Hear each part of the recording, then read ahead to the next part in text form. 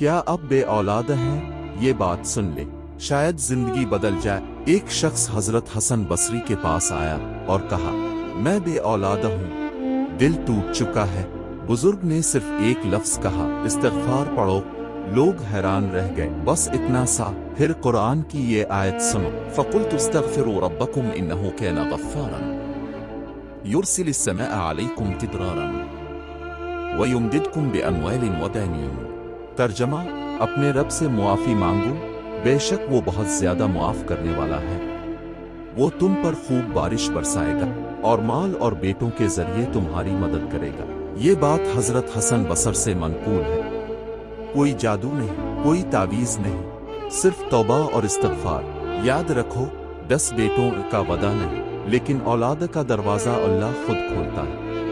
آج سے ایک کام کرو، روز 100 مرتبہ استغفار اور اللہ کے فیصلے پر یقین رکھو، شاید تمہاری تقدیر بھی اسی ایک لفظ سے بدل جائے۔